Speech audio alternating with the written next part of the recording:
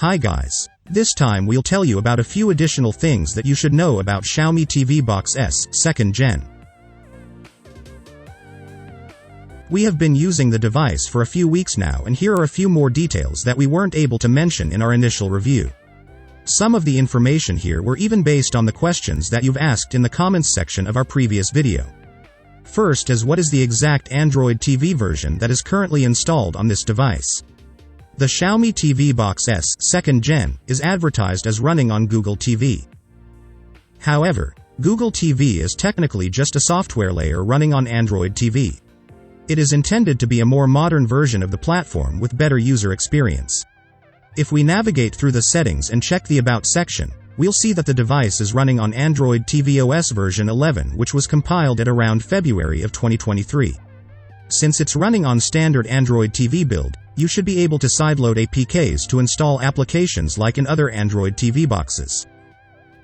Next is, if the device has auto frame rate feature.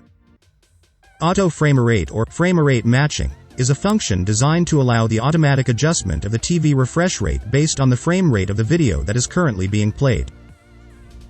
The previous generation Mi Box S has this feature. For example, Plex, which is one of the applications that support this, can automatically switch the TV refresh rate based on the media being played. You can see here that the TV refresh rate will change to 24p as soon as a 24 frame per second video is played. The TV then switches back to 60p refresh rate as soon as the video is stopped. Unfortunately, this doesn't seem to be the case with the 2nd generation Xiaomi TV Box S. If we play the same video in the Plex app here, the TV doesn't automatically switch to 24p even if the same setting is enabled. The TV remains in 60p and there's no indication that the box is even trying to change the refresh rate. This is the same for Kodi, which is another popular media player software on this platform, so we can say that auto frame rate is not currently supported on this device. The good news is that the first generation Mi Box S also didn't have this feature supported when it was released, and it was only added later in one of the updates. So we're positive that it'll also be added here in the future updates. We'll let you know as soon as it's out, so you can subscribe to our channel to be notified. Another thing that we want to talk about this device is its audio port. The audio output port is actually an optical audio and 3.5mm hybrid port, the same as in the previous generation. This means that this port is both an analog and a digital port at the same time. Having more options other than HDMI audio output is always good for this kind of devices. Next is, we also want to point out that this device doesn't support Wi-Fi 6. Same as the previous version, it only has dual-band Wi-Fi 5, which supports both 2.4 and 5 GHz bands. It seems very adequate though, and we haven't experienced any hiccups, even when playing 4K HDR content, though others may want to use the full-size USB port to plug in a USB to network adapter for wired connectivity. And finally, we want to share a few more details related to the remote. As mentioned in the previous video, this 2nd generation device now comes with a remote that has an IR blaster built in. This is a nice-to-have feature for people who has soundbars connected through the optical port, and for those who want to control the TV volume through the remote. A new interface has been added to set this functionality up. First, you need to go to Settings and select Bluetooth. Then Setup buttons on Remote. The box will then try to play music and ask you to turn the volume up. You will need to confirm if you can hear the music or not. If you cannot hear it, it will ask you if you are using either a soundbar, receiver, or just your TV. After selecting an option, it will give you a list of manufacturers for the selected device type. The list is quite comprehensive, so it's most likely that you will find the correct brand here.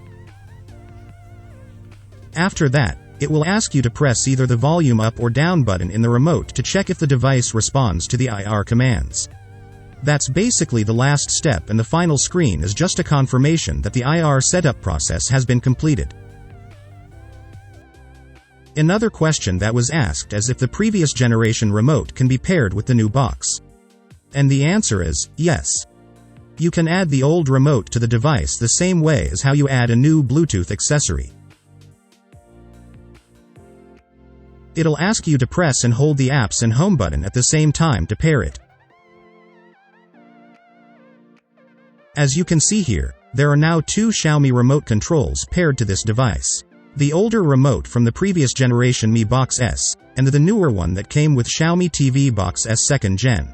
All the buttons are working and they can be used at the same time, which means less fighting over the remote. So to summarize, the Xiaomi TV Box S 2nd Gen is running on Google TV built on top of Android tvOS version 11. And in its current build, auto frame rate feature is not supported, but it may come later as it only has to be enabled through software update. It also has dual-band Wi-Fi 5 supporting both 2.4 and 5 GHz bands. The audio output port is a hybrid port that can serve as either an analog 3.5mm port or a digital optical port. And lastly, infrared or IR has been added to the new remote, allowing it to directly control the TV, receiver, or soundbar's volume and power functions. The remote from the previous generation Mi Box S can also be paired to the new device, which can serve as a backup remote, or an extra remote for convenience. So that's it for our list of additional things you should know before you buy Xiaomi TV Box S 2nd Gen. Feel free to let us know in the comments if you have additional questions about this device. And as always, we would appreciate if you can hit the like button if you find this video helpful. You can also subscribe to our channel to be notified of the latest updates related to this device. Thanks for watching and see you next time.